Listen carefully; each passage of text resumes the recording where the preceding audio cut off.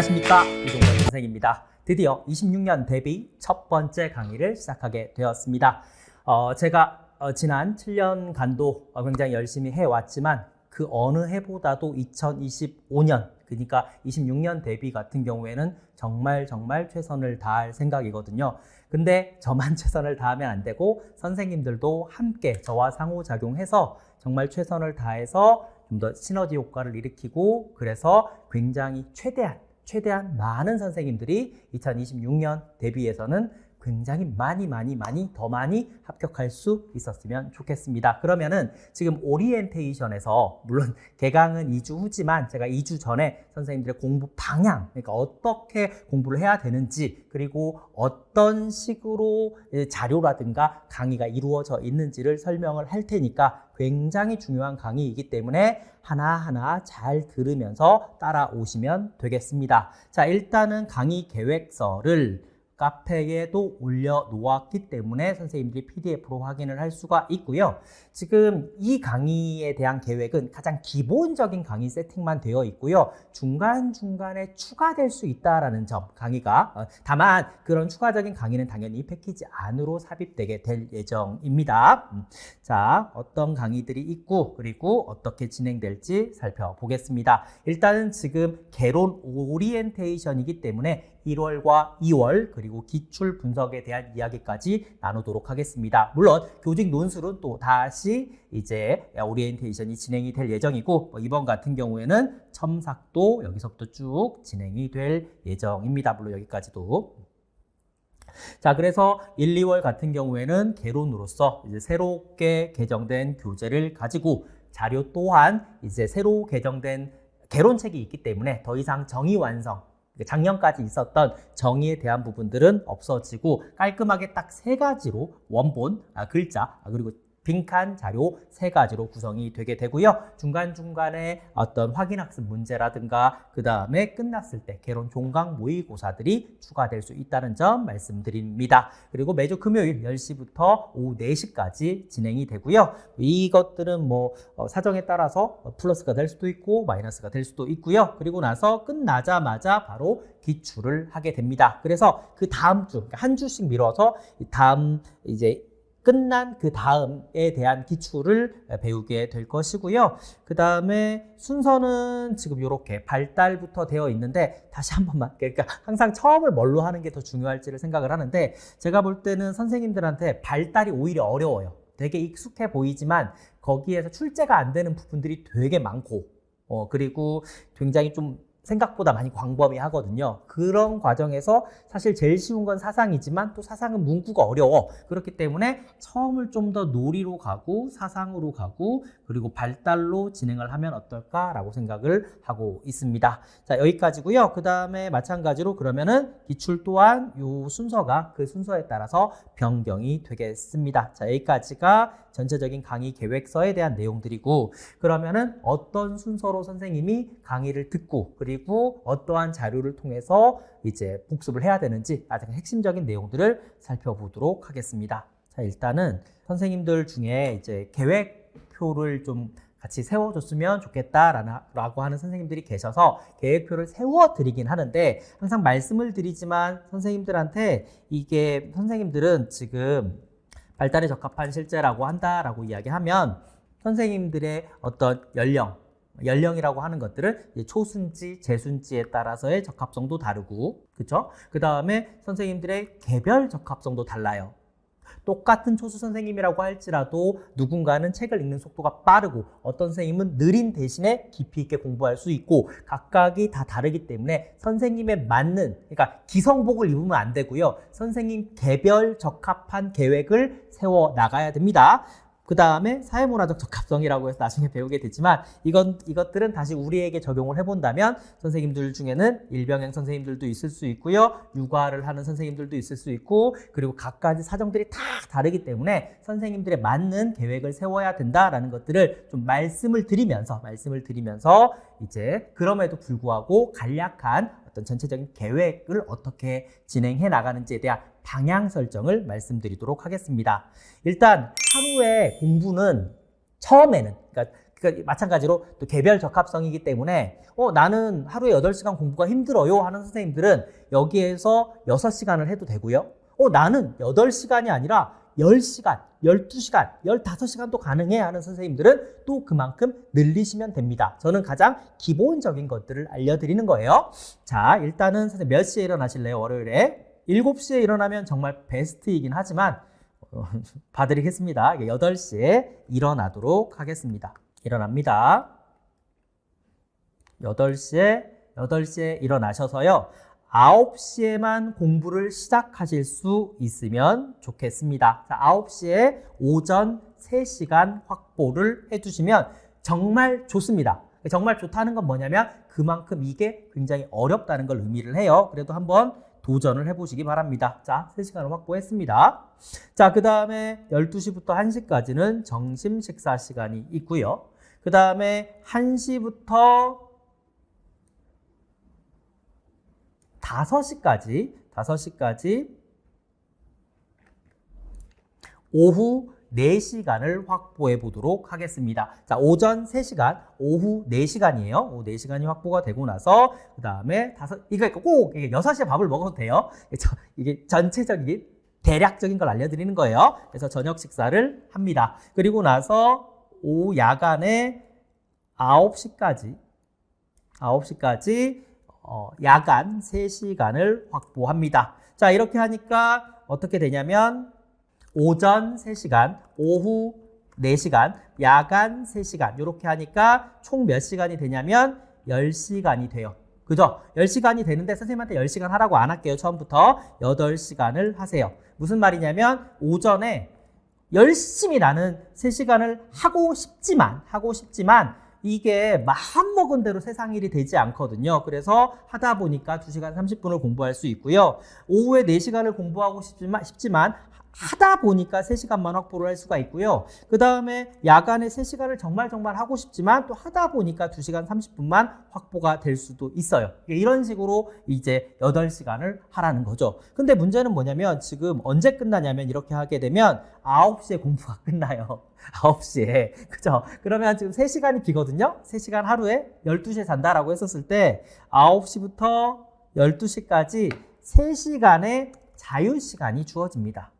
자유시간이. 그래서 만약에 선생님이 이 앞에서 이러한 시간들을 모두 다 확보를 했다면 완전히 놀아도 되고요. 여기에서 운동을 3시간. 운동을 3시간이나 할 수 있어요. 그죠? 이론적으로. 근데 운동 3시간 하면 너무 힘드니까 왔다 갔다 하는 시간에서 운동 2시간. 그래서 처음에 선생님들께 부탁드리는 건 뭐냐면 8시간 정도를 공부를 하시고 점진적으로 올려나가시면 되고요. 나는 8시간 공부가 아직 너무 힘들어 하는 선생님들은 처음에 한 6시간 정도로 시작을 하면 됩니다. 일병행을 하거나 육아를 하고 있는 선생님들은 그렇죠, 더 시간이 줄어들 수도 있겠죠. 그렇게 되면 오전에 2시간, 그죠? 그 다음에 오후에 3시간, 야간에 한 2시간 이런 식으로 줄어들게 되면 그래도 7시간이네요. 오후에 2시간. 그러면 자유시간이 그죠? 4시간 정도도 또 생기겠네요. 그죠? 이렇게 구성이 될 수 있다라고 생각을 하시면 됩니다. 자, 그러면 시간은 됐어요. 시간은 어떻게 하는지 알겠죠? 그렇게 해서 이러한 시간들이 월요일만 그렇게 되는 게 아니라 월, 화, 수, 목, 금, 토까지 가게 됩니다. 그렇게 되면 전체적으로 선생님들이 사용할 수 있는 시간은 나중에 점진적으로 되었을 때 8시간은 기본인 것 같아요.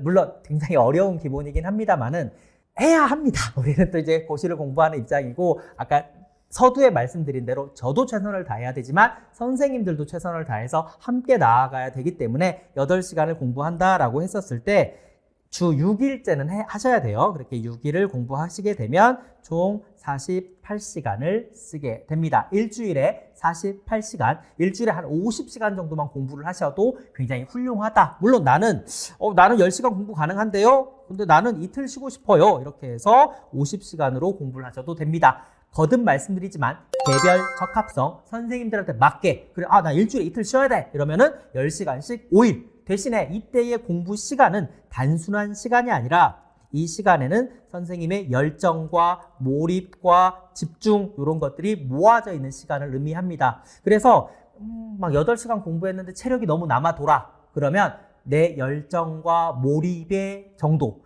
그리고 정말 최선을 다해서 읽으려고 하는 정도가 혹시나 약하진 않았는지를 조금 반성해야 됩니다. 사실 8시간, 10시간 공부하면 마치 마라톤을 뛴 것처럼 굉장히 헐떡거리면서 지치는 게 맞거든요. 근데 막 너무 에너지가 남아. 그러면 오히려 시간을 좀 더 늘려야 되고요. 아니면 집중도를 높여야 됩니다. 시간을 늘리거나 집중도를 높여야 합니다. 자, 이제 시간이 확보가 됐어요. 그러면 이제 어떤 방식으로 공부를 해야 될지 살펴보겠습니다. 자, 첫 번째입니다. 이번에 책 소개하면서 또 소개해 드린 영상이긴 한데 좀 더 축약해서 또 설명드리도록 하겠습니다. 자, 먼저 가볍게 예습을 합니다. 정말 가볍게 예습을 하는데 30분 내로 30분 이상 하시지 마세요. 물론 이것도 개별 적합성이라서 더 많이 하셔도 되는데 저는 또 기준점을 말씀을 드리는 거니까 30분 정도 뭘 하냐면은 강의가 토요일 날 10시에 직강 같은 경우에는 10시에 시작을 한단 말이에요. 10시에 시작을 해서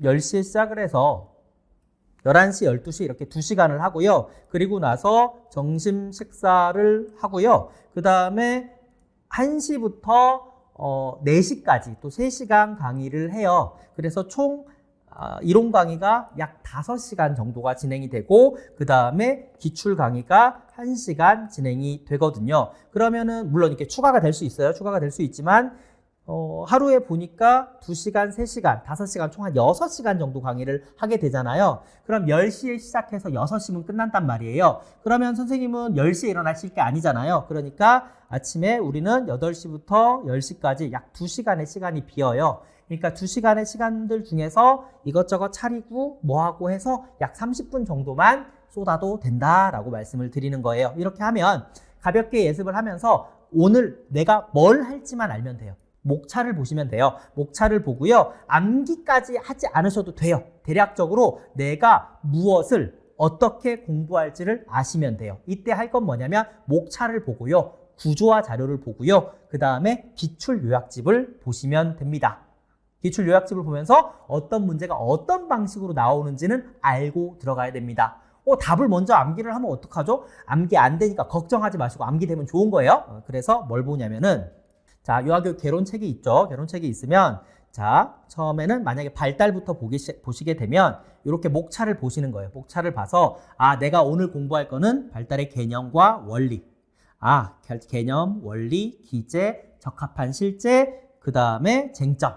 그리고 성숙이론에서는 계젤, 기본 원리. 그 다음에 동물행동학에서는 각인, 애착 형성의 3요인. 그 다음에 정신분석에서는 이런 체계와 모형과 그리고 불안과 방어 기제를 공부하게 되는구나. 이런 것들을 30분 정도, 30분도 길긴 하다. 그죠? 10분에서 20분 정도를 보시면 된다는 것입니다. 그리고 나서 구조화 자료를 펼쳐보면 구조화 자료가 뭐라고 얘기했죠? 목차라고 말씀을 드린 거예요. 좀 더 구체화된 목차라고 말씀을 드려서 전체적으로 보면서 개념과 원리, 이론 이런 것들 그래서 쭉쭉 거두면서 전체적으로 이런 내용이 발달에 있구나.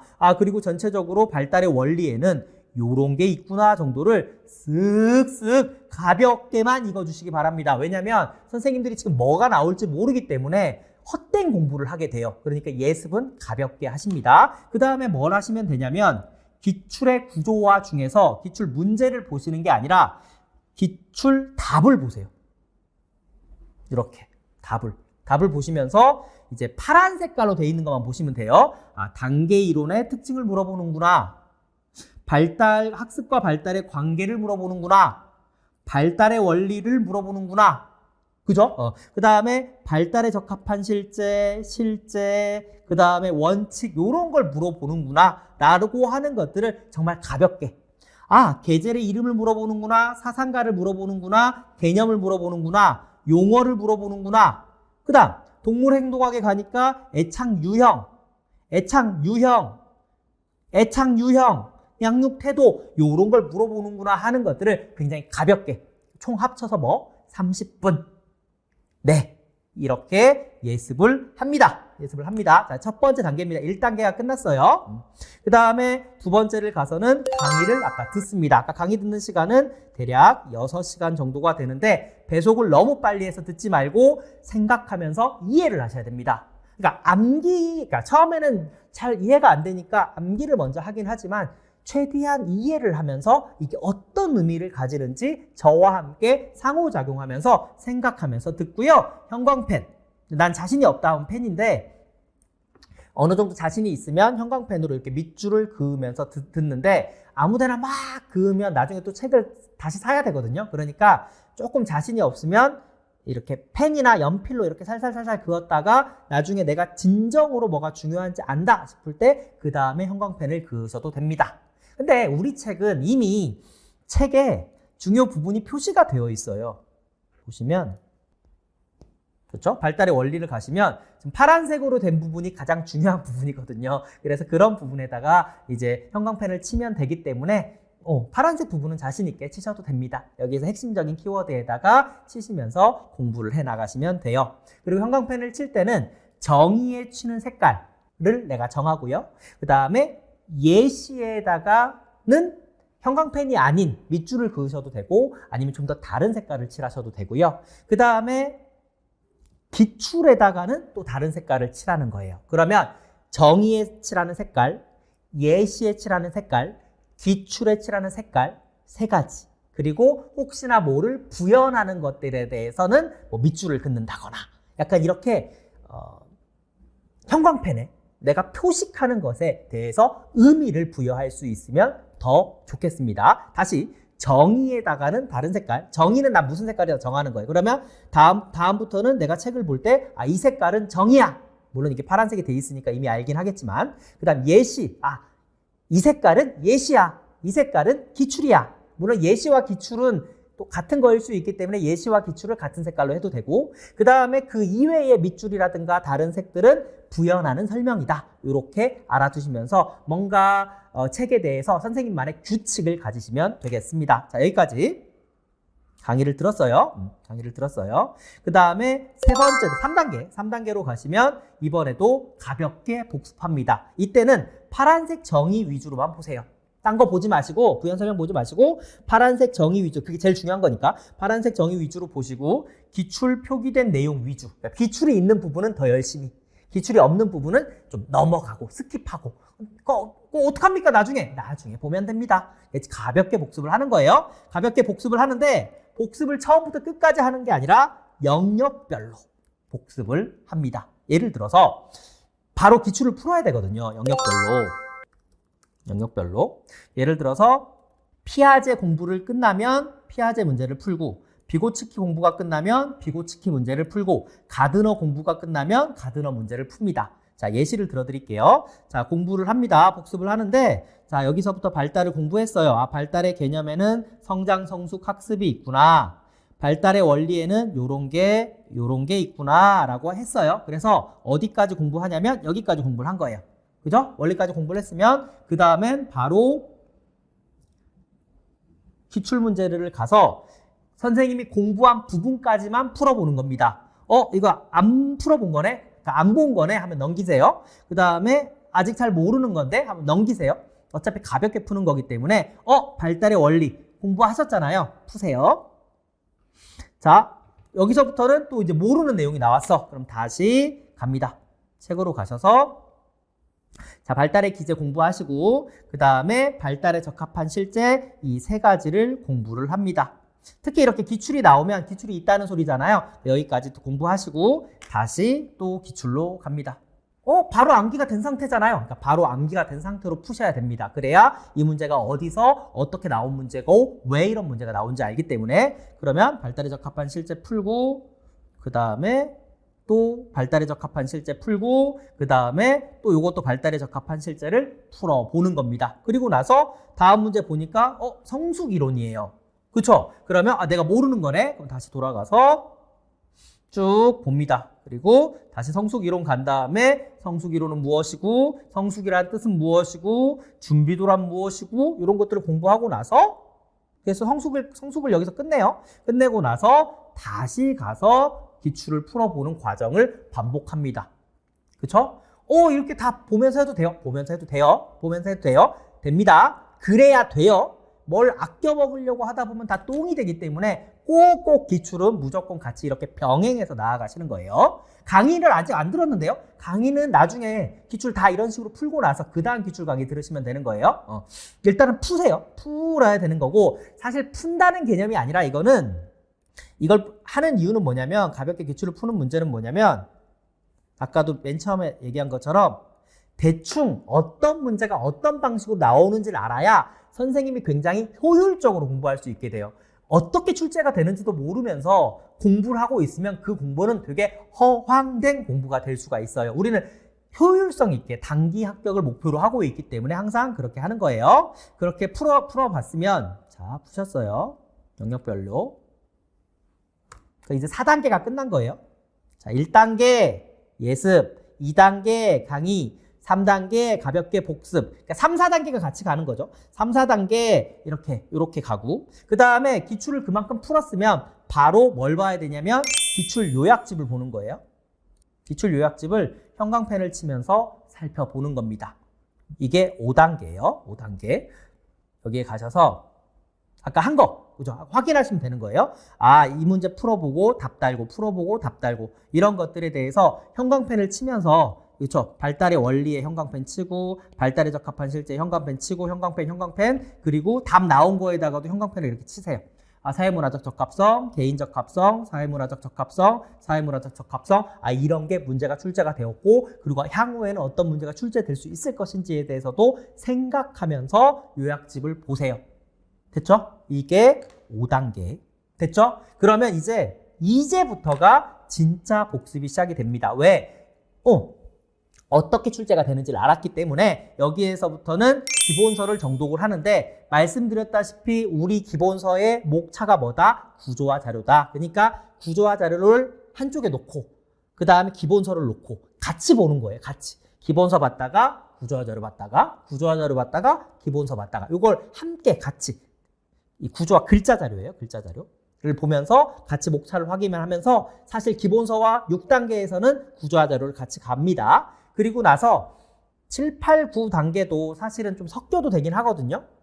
말씀드렸다시피 개별 적합성에 따라서 이렇게 해보니까 나는 이 순서가 더 좋아하면 이 순서는 약간 바뀌어도 돼요. 그 다음에 빈칸 자료를 채우고, 이게 단답이거든요. 그 다음에 다시 글자 자료 또 정독하고, 물론 여기에서 다시 기본서를 다시 정독하기도 해도 됩니다. 그 다음에 원본 자료, 서술형을 채웁니다. 이게 무슨 말이냐? 같이 볼게요. 이게 글자 자료예요. 그러니까 이 글자 자료를 발달의 원리 책을 보면서, 아, 발달의 원리라는 그림이 요런 형식으로 되어 있구나. 아, 다음 장을 가니까 발달의 기제가 4개 있고, 몇 개 있는지를 확인하세요. 이렇게 숫자를 알아두시면 좋아요. 발달에 적합한 실제는 3개가 있고, 그 다음에 성숙인원으로 가니까 발달의 기본 원리가 5가지가 있고, 여기에서 지금 이게 기출이 표시된 부분이거든요. 기출이, 그쵸? 예, 기출이 표시된 부분이니까, 아, 기출에 표시된 부분들을 더 열심히 보면서 책이랑 같이 나갑니다. 책이랑 같이. 자, 구조화 자료에 대한 기호는 이따 또 설명을 드릴게요. 이렇게 가는 거예요. 그래서 요 3가지를 완성을 한다. 그래서 글자 자료 보고, 그 다음에 여기는 뭐냐면 빈칸 자료. 빈칸 자료. 그래서 여긴 한번 써보는 거예요, 선생님이. 보면서. 뭘 보면서? 이 글자를 보면서. 이 글자를 보면서 이렇게 빈칸을 채우는 게, 이게 뭐다? 단답이다. 구조와 빈칸 자료다. 그 다음에 다시 글자 자료 보고, 그 다음에 맨 마지막에 선생님이 해야 될 건 뭐냐면 연계성의 원리가 무엇인지를 적어보는 거예요. 물론 이 밑에다 적어도 되고 백지에다가 적어보셔도 됩니다. 이게 사실은 가장 마지막에 하는 거고, 초수 선생님들은 좀 힘들 수 있어요. 하지만 뭔가를 그래도 적어보려고 노력을 하는데, 똑같이 적으려고 하지 마세요. 예를 들어서 여기에 있는 거랑 똑같이 적는 건 누구나 거의 불가능해요. 그러니까 똑같이 적으려고 하지 말고, 연계성의 원리를 내가 충분히 이해한 후에 그냥 친구한테 말로 설명하듯이 대충 적으세요. 대충 적고 실제 내용 본 다음에 정교화하고 처음부터 잘 적으려고 하지 말고 어떤 의미가 있는지를 먼저 적고 그 다음에 잘 적으세요. 처음부터 욕심부리지 마세요. 너무 욕심부리지 마세요. 이런 식으로 하게 되면 9단계가 끝나고요.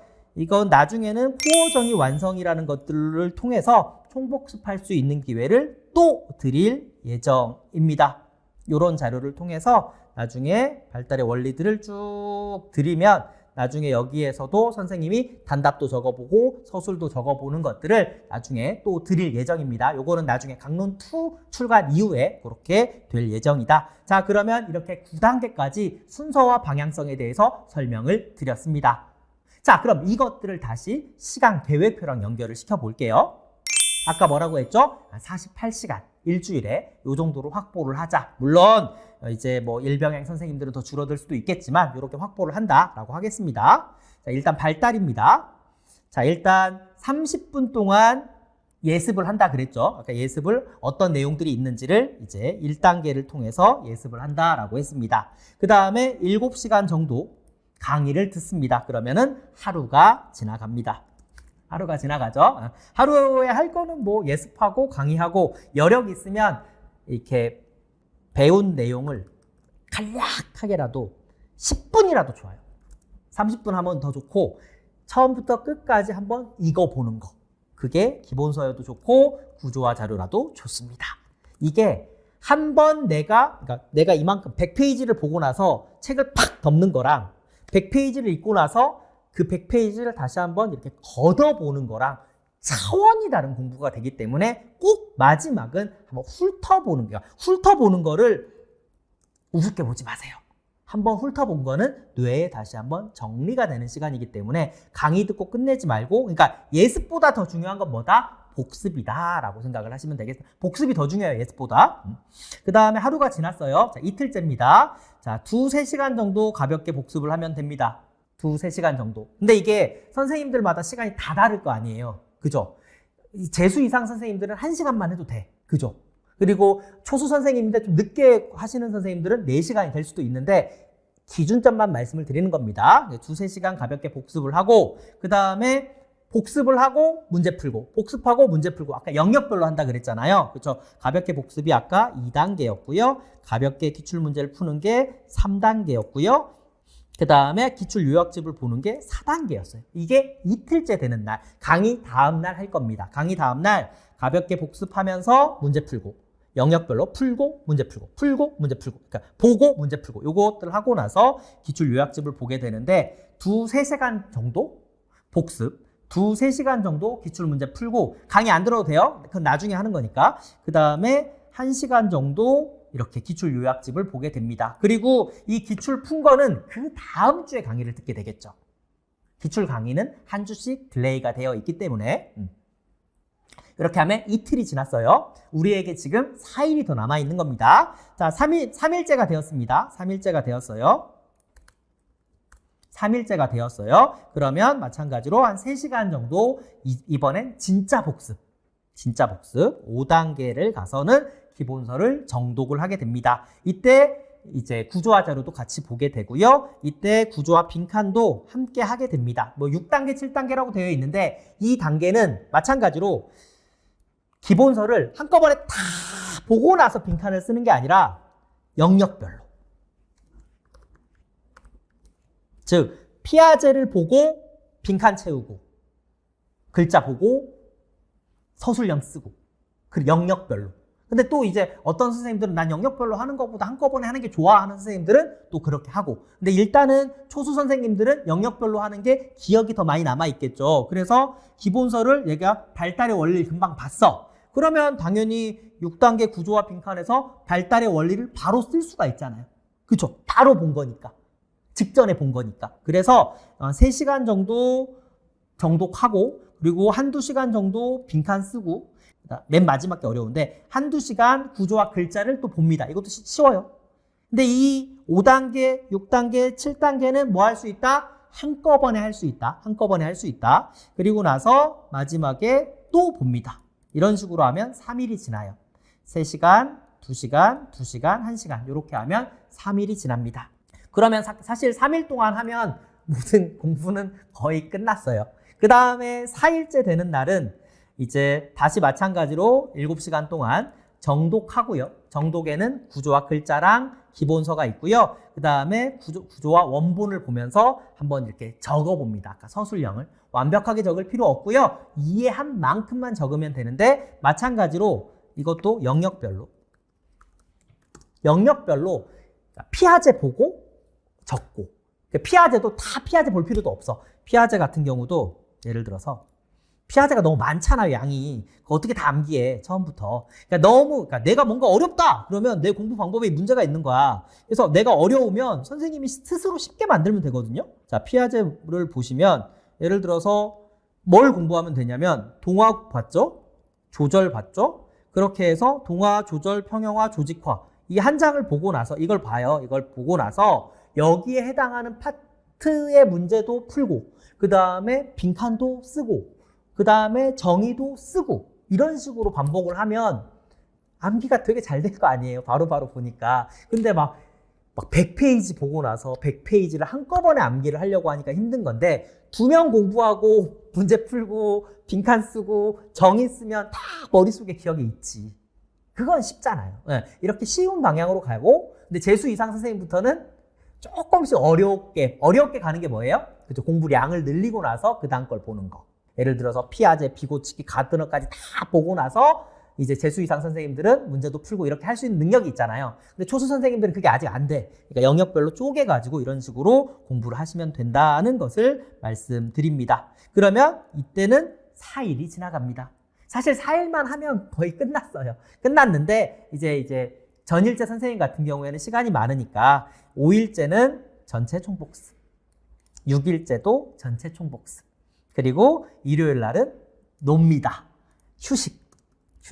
잘 쉬세요. 너무 막 건강하지 않게 쉬시면 안 되고 건강하게 쉬셔야 됩니다. 산책도 하시고 어디 좀 걷고 조깅하고 뭔가 바깥에 있는 공기도 마시고 건강하게, 이렇게 휴대폰 보고 이런 거 말고 밖에 나가서 자연 현상들을 많이 보시고, 그쵸? 그리고 나서 다시 토요일이 됩니다.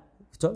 월요일이 됩니다. 월요일이 되면 또 이제 인강 듣는 선생님들도 월요일날 들을 수가 있으니까 다시 30분 예습하고 이렇게 강의 듣고. 근데 이제 만약에 나는 직강 선생님이야. 그러면은 토요일날 강의를 들었잖아요. 토요일날 강의를 들었으니까 대략적으로 복습하고, 그리고 월요일을 바로 아까 2일차로 들어가시면 되는 거죠. 그 강의 듣고 난 그 상태로 1일차로 월요일 1일차로 들어가시면 되는 겁니다. 그쵸? 시간이 되게 남아도는 것 같죠? 그쵸? 되게 남아도는 것 같은데, 이게 언제까지 선생님들이 시간이 좀 남냐면 개론할 때, 1, 2월 달이 선생님들한테는 시간적 여력이 굉장히 많은 때예요. 왜냐하면은 누적해서 복습할 게 없잖아요. 근데 이게 나중에 누적해서 공부가 시작되면, 지금은 한 과목만 했잖아요. 한 과목만 공부를 하시니까 아까 2, 3일에 끝나는데, 이게 2과목, 3과목, 4과목 늘어날 거잖아요. 어떻게? 사상, 발달, 놀이, 교사, 부모, 평가, 복지 이렇게 늘어나잖아요. 그러면 이제 계획이 점점 늘어나게 돼요. 즉 무슨 말이냐면, 아까 1단계부터 9단계까지는 계속해서 이루어지는데, 여기에 플러스 뭐가 있냐면 이전 과목 복습 시간이 들어가게 되는 거예요. 근데 그게 아까 5일차, 6일차일 수도 있는 거죠. 근데 나는 좀 더 집중해서 더 빨리 많이 끝냈어. 그러면은 이제 일병행 선생님들, 그리고 육아 선생님들 같은 경우에는 가용할 수 있는 시간이 적다 보니까 그것들을 압축해서 사용하면 된다라고 말씀을 드리는 거예요. 됐죠?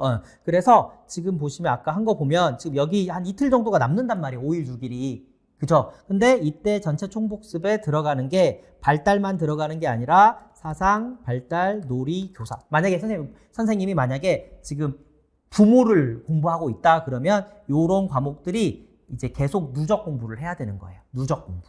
계속 누적. 그러면 사상, 발달, 놀이, 교사, 그 다음에는 부모, 그다음 평가, 복지 이렇게 늘어나는 거예요. 그죠? 총복습 시간이 늘어나니까 나중에 되면 시간이 점점 부족해지는 거예요. 어떻게 한꺼번에 사상, 발달, 놀이, 교사, 부모, 평가, 복지 이거를 다 한꺼번에 합니까? 라고 얘기하는데, 자꾸 보다 보면 양이 줄어들고요. 선생님이 할 수 있을 만큼 최선을 다해서 8시간 동안 공부하시는 거예요.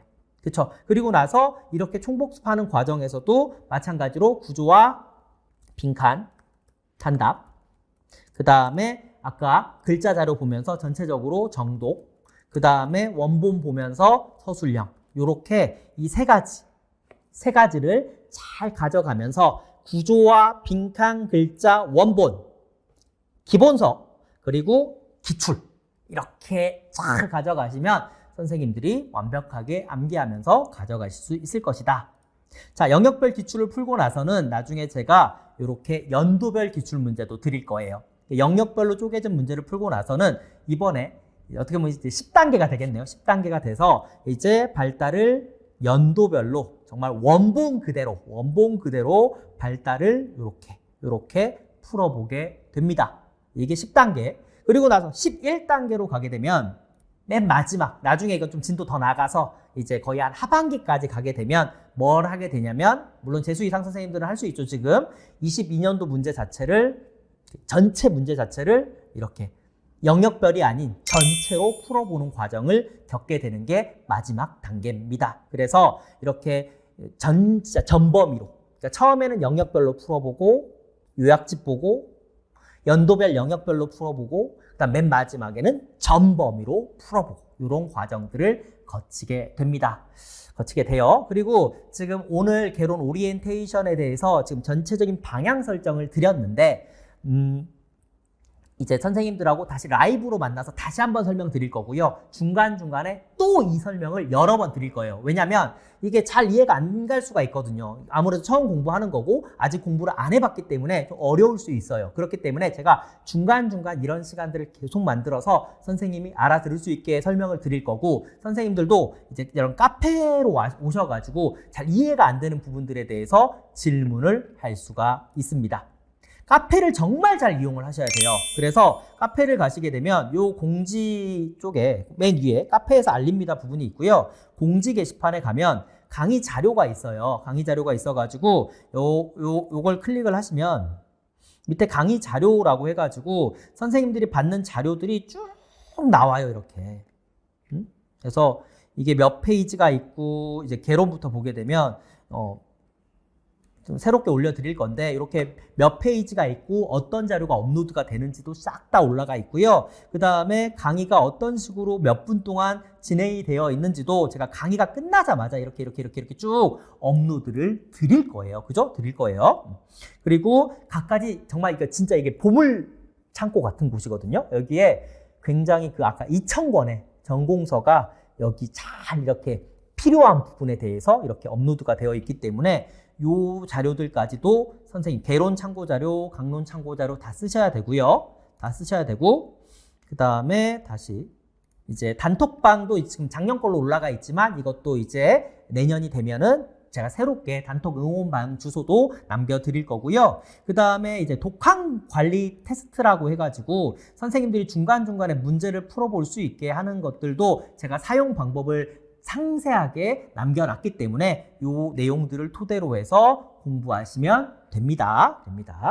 그리고 등업 신청하는 방법이라든가 카페 게시판 전체적인 이용 방법들이 나와 있기 때문에 꼭 우리 카페가 굉장히 활성화되어 있단 말이에요. 그렇기 때문에 꼭 이 방법을 읽으셔서 댓글 질문이 아니라 게시글 질문을 통해서 그 딱 알맞는 질문들에다가 이렇게 유의사항 이런 것들 다 올려놨거든요. 카페 게시판이라든가 그렇게 해가지고 이제 전공 외 질문 게시판에는 전공을 제외한 모든 소통에 관련된 것들, 그 다음에 수강 선생님 간에 소통하는 게시판, 그 다음 저랑 개인적으로 상담하고 싶은 내용들, 동건 선생님과의 소통, 그 다음에 동건 선생님의 생각은 제가 드리는 말씀들, 그 다음 스터디 모집에 대한 얘기들도 있고요. 그 다음에 왼쪽에 보시면 논술 첨삭 게시판도 있고요. 그 다음에 참고자료 게시판에 아까 그 보물섬들이 여기 존재하고 있고요. 그 다음 비문학 문제, 이것도 나중에 또 설명을 드릴게요. 여기에 대한 문제를 준비하는 것들도 추가적으로 올려드릴 거고, 금손 파일은 선생님들이 되게 금손을 가지고 여러 가지 자료들을 만들어 놓은 게 올라가 있고요. 장학 자료는 확인 안 하셔도 됩니다. 그다음 기출 자료실에 전범위로 되어 있는 것들을 제가 싹 다 올릴 거고, 그 다음에 중요 질문 답변 됐고, 그 다음에 이제 사상 질문, 발달 질문, 놀이 질문들이 각 게시판별로 제가 분류, 소팅을 해놨기 때문에 내가 사상에 대해서 궁금한 게 있어. 그러면 이 게시판에 들어가면 되는 거예요. 발달이 궁금해. 그럼 여기 들어가시면 되는 겁니다. 그죠? 그다음 강론. 그리고 나중에 전범위 모의고사 같은 경우에는 나중에 얘기긴 하지만 스포가 될 수 있기 때문에 이제 전범위 모의고사만 여기다가 질문을 하면 됩니다. 그리고 질문을 할 때는 선생님들이 이렇게 쭉 이렇게 페이지를 다 적게 만들어 놨어요. 영역을 다 적게 만들어서 선생님들이 바로바로 찾아볼 수 있게 되어 있고요. 그렇다 보니까 선생님들도 질문을 올리실 때 어떤 질문에 대한 양식을 이렇게 사진, 그다음 내용, 답변 이런 식으로 올려주시면은 좀 더 상세하게 체계적으로 답변이 가능하겠습니다. 그다음에 이제 선생님들한테 드리는 이제 여러 선생님들의 암기법을 공유하는 게시판도 있어요. 그래서 막 여기 있는 것들 가지고 선생님들이 이제 새롭게 만들기도 하는데 이 암기법 게시판들도 잘 활용해 주시면 되겠습니다. 그 다음에 아까 개론 참고 자료 중에서 맨 위에 올라가시면요. 고시문 웹페이지 애플리케이션 링크가 있어요. 여기 보면 개론 참고 자료, 맨 밑에 있죠. 개론 참고 자료 링크에서 고시문 웹페이지를 가셔서 클릭을 하시면, 그쵸? 클릭을 하시면 요런 웹페이지의 B번은 win2030인데 나중에 변경될 거예요. win2030을 여기 가서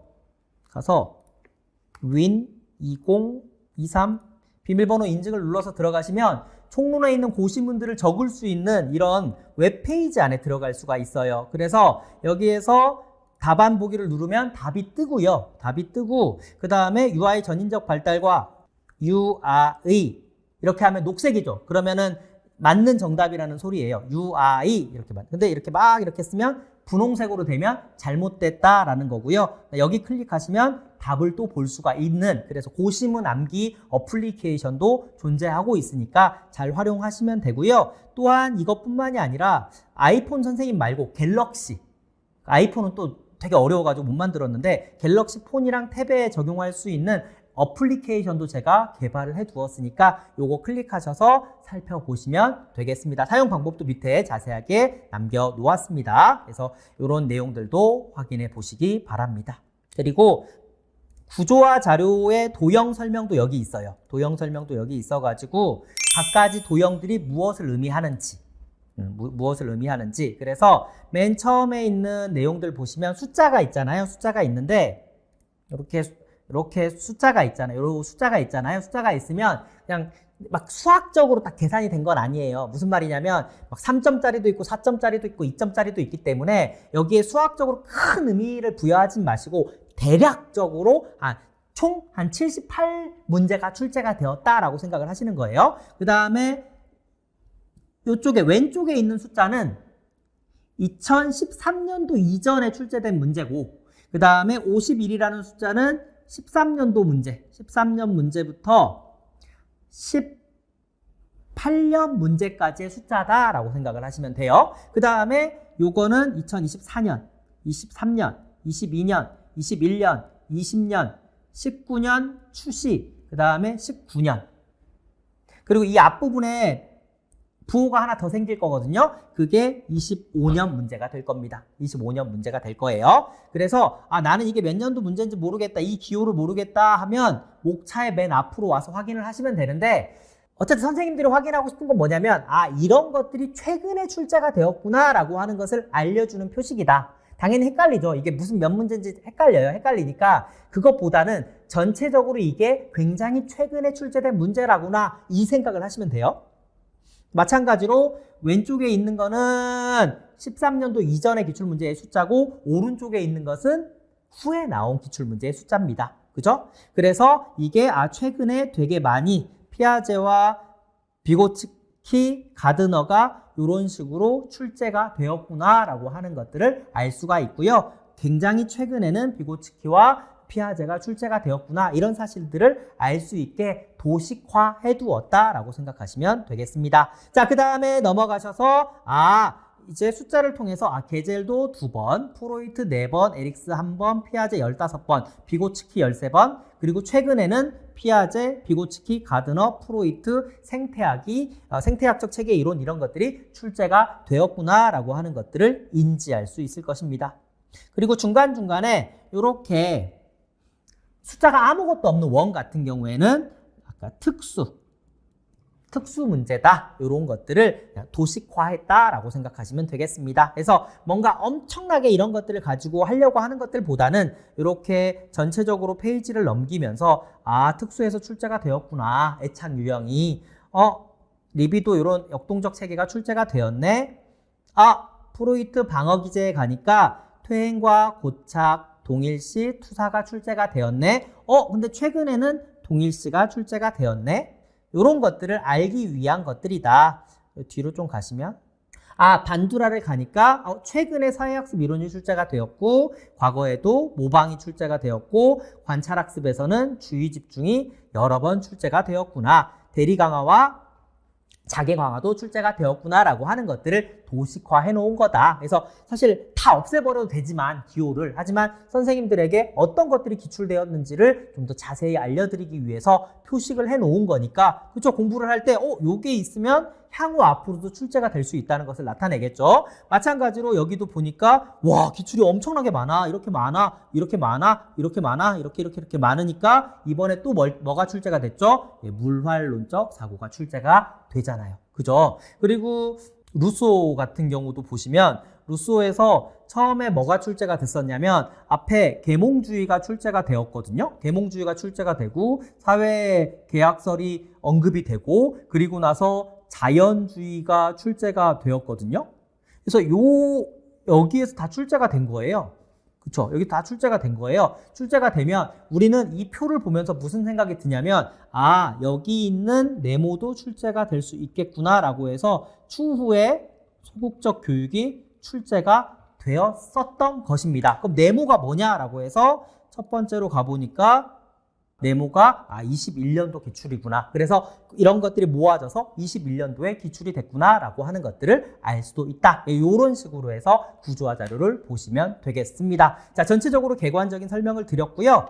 더 드릴 수 있는 말들은 또 다시 준비를 해서 설명드릴 수 있도록 하겠습니다. 자, 오늘 개론 오리엔테이션은 여기서 마치도록 하겠습니다. 자, 그 다음 수업부터는 놀이 지도부터 해서 차근차근 또 천천히 또 설명을 하면서 처음에는 천천히 그러니까 처음에 천천히 하면 선생님들이 적응할 수 있게 도움을 드리고요. 그리고 점진적으로 선생님이 이제 너무 천천히 하시는 것 같아요 라는 말이 나올 정도로 그렇게 되다가 이제 조금씩 이제 속도가 빨라지면서 이제 마무리하는 그렇게 진행을 해 나가도록 하겠습니다. 오늘 개론 오리엔테이션은 여기서 마치도록 하겠습니다. 감사합니다.